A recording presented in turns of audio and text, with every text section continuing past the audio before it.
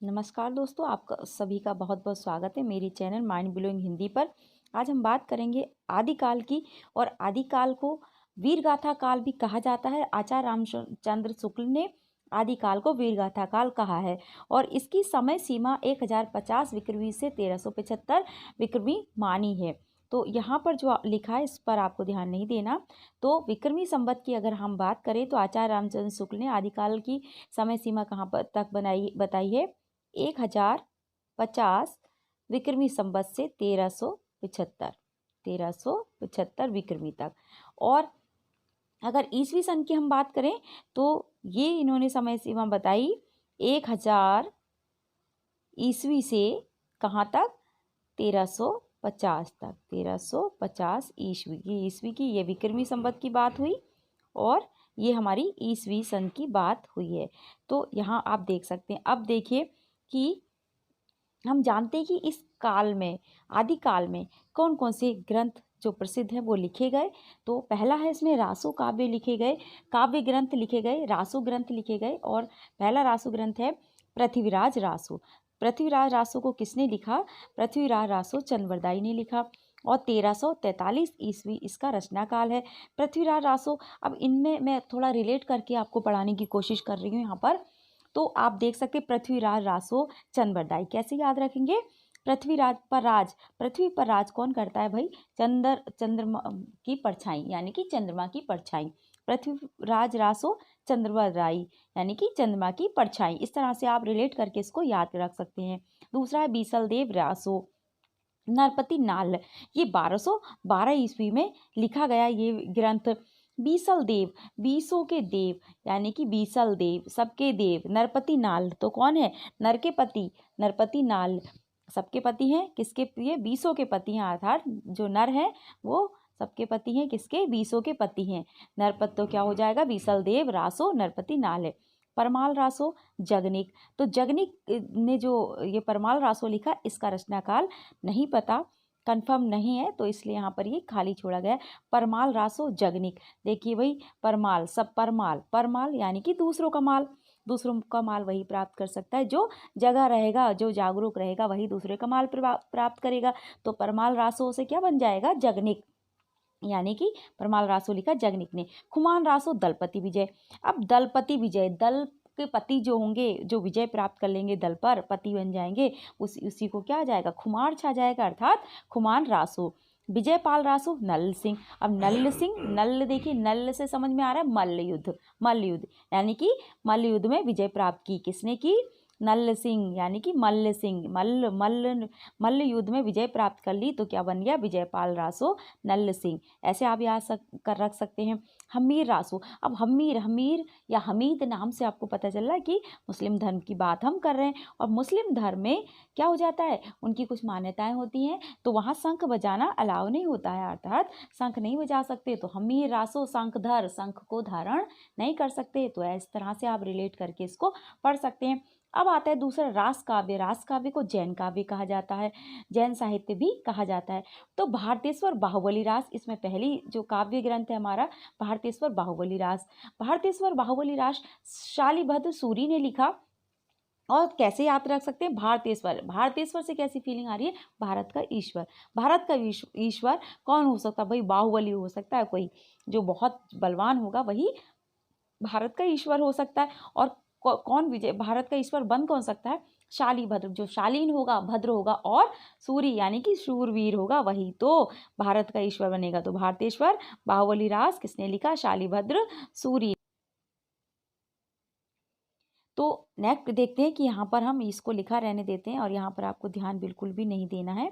तो यहाँ पर ये देखिए, बस समय सीमा आप देख सकते हैं, सन देख सकते हैं यहाँ पे, विक्रमी संवत और ईसवी संवत दोनों लिखी हुई है। तो हम देखते हैं यहाँ पर कि दूसरी कौन सी थी। ये हमने जो रचना देखी, कौन सी देखी अभी? भारतेश्वर बाहुबली रास पहली थी, शालिभद्र सूरी ने लिखी। दूसरी है बुद्धि रास। बुद्धि रास किसने लिखी? शालिभद्र सूरी ने लिखा इसको भी, बुद्धि रास। अब बुद्धि रास किसको आएगी भाई? जो शालीन होगा, भद्र होगा और शूरवीर होगा, उसी को बुद्धि रास आएगी। तो बुद्धि रास शालिभद्र सूरी। चंदन वाला रास आसगु। अब चंदन वाला, चंदन वही किसको रास आएगा? जो आसगु होगा, आशा रखेगा, और गुमान बिल्कुल भी नहीं करेगा, उसको ही चंदन रास आएगा। तो चंदन वाला आसगु। जीव दया, जीवों पर दया कौन रखेगा? जो आस रखेगा वही, जो गुमान नहीं करेगा वही क्या करेगा? जीवों पर दया करेगा। स्थूली भद्र रास जिनी धर्म सूरी। अब स्थूल यानी कि बहुत बड़ा लंबा चौड़ा कौन हो जाएगा? वही हो जाएगा, उसका मन हो जाएगा बहुत लंबा चौड़ा, जो जिनी धर्म सूरी, जो सारे धर्मों में आस्था रखेगा। तो स्थूलीबद्ध रास कैसे याद कर सकते हैं? जिनी धर्म सूरी में। रेवंत गिरी रास विजयसेन सूरी, यानी कि रेवंत गिरी, रेवंत रेवंत रहता है, गिरी गिरी पर्वत पर, जो पर्वत पर रहता है कौन रहेगा भाई पर्वत पर?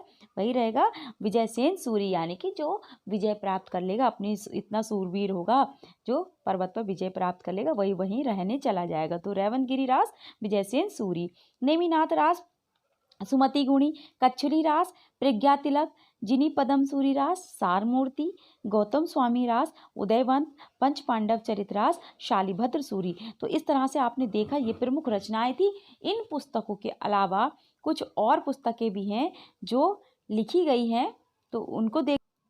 तो इन पुस्तकों के अलावा कुछ अन्य पुस्तकें हैं, कौन कौन सी? जयचंद्र प्रकाश भट्ट केदार ने लिखी। जयमयंक जसचंद्रिका मधुकर कवि ने। विद्यापति पदावली विद्यापति ने। खुसरो की पहेलियां अमीर खुसरो ने। और ढोलवा मारूरा दुहा कुशलाभ ने ये लिखी। ये कुछ अन्य पुस्तकें हैं उन पुस्तकों के अलावा। इसके अलावा हम देख सकते हैं कि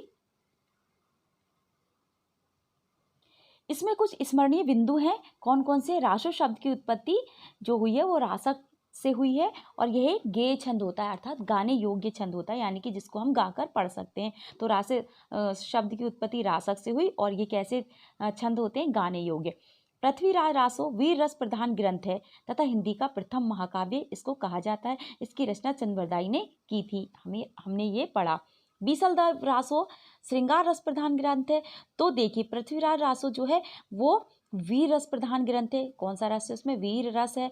लेकिन बीसलदेव रासो जो ग्रंथ है वो श्रृंगार रस प्रधान ग्रंथ है। आपको ये ध्यान रखना है, यहाँ से क्वेश्चन पूछे जाते हैं। विजयपाल रासो और हम्मीर रासो अपभ्रंश की रचनाएं हैं। अधिकतर रासो काव्य अप्रमाणिक हैं।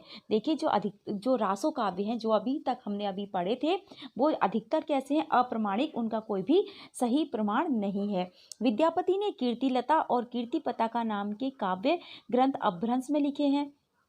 आचार्य रामचंद्र शुक्ल, डॉक्टर राम कुमार वर्मा, कवि राजा श्यामल दास, मुंशी देवी प्रसाद, गौरीशंकर हरिश्चंद्र और ओझा तथा डॉक्टर वूलर पृथ्वीराज रासो को अप्रमाणिक मानते हैं। आपको बहुत ध्यान रखना है कि कौन कौन से जो लेखक हैं वो पृथ्वीराज रासो को अप्रमाणिक मानते हैं। तो उसमें डॉक्टर आचार्य रामचंद्र शुक्ल, डॉक्टर राम कुमार वर्मा, कवि राजा श्यामल दास, मुंशी देवी प्रसाद, गौरीशंकर, हीरानंद ओझा तथा डॉक्टर वूलर पृथ्वीराज को क्या मानते हैं? अप्रमाणिक मानते हैं।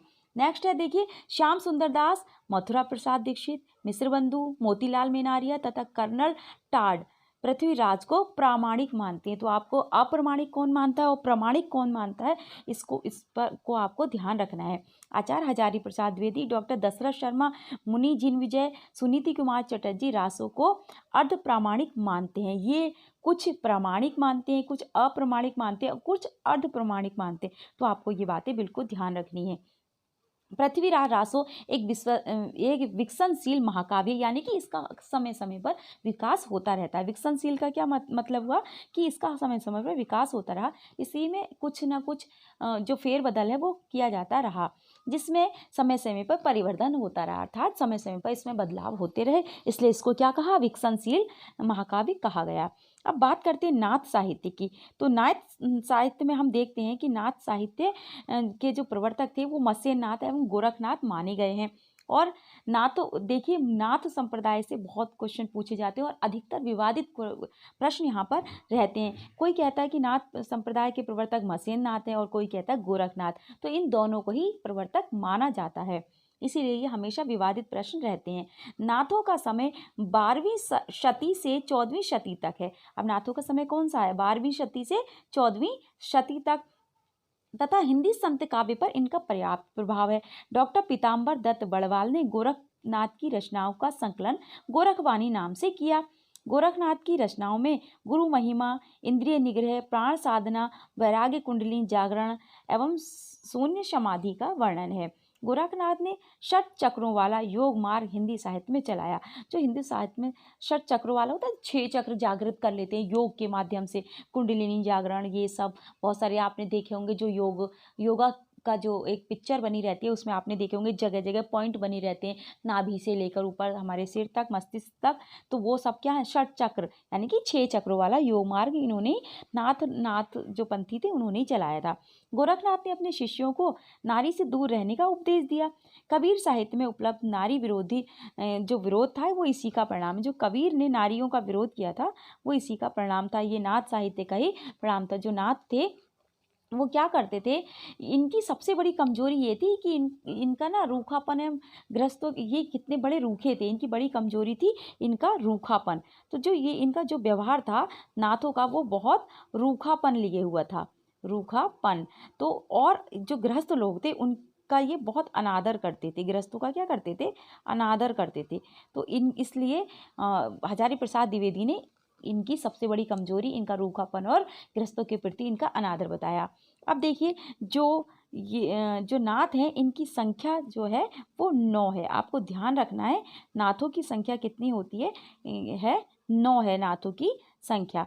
इसके अलावा हम बात करते हैं अगर सिद्ध साहित्य की, तो सिद्धों की संख्या कितनी है, जल्दी से हम देख लेते हैं सिद्धों की संख्या। तो सिद्धों की संख्या है 84। सिद्धों की कितनी संख्या है, 84 संख्या है, आपको ध्यान रखना है बिल्कुल। सिद्धों की संख्या कितनी है, 84। तो सिद्धों की संख्या 84। और इसके अतिरिक्त इनमें जो कौन कौन प्रमुख है सिद्धों में, ये देखिए सिद्ध कहाँ से शुरू हुए, सिद्ध जो साहित्य था कहाँ से शुरू हुआ। ये बौद्ध धर्म की 2 शाखाएं हो गई थी, हीनयान और वज्रयान। और जो वज्रयानी थे उन्हें ही सिद्ध कहा गया। और राहुल सांकृत्यायन ने इनकी संख्या ये 84 किसने बताई थी, राहुल सांकृत्यायन ने बताई थी। अब इनकी विशेषता यह थी सिद्धों की कि ये नाम के पीछे ना अपने पा जोड़ते थे, पा।